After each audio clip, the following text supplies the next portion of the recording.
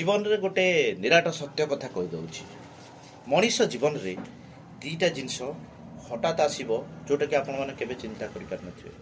गोटा होछि मृत्यु आ गोटा होछि खराब समय।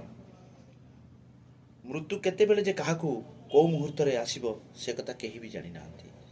आ रहिला खराब समय भी सेमती केते बेले कोठी को मुहूर्त रे आसीबो तार किसी समय न थाए। तेणु ये छारे मनीष जीवन होछि गोटे पानी फुटका।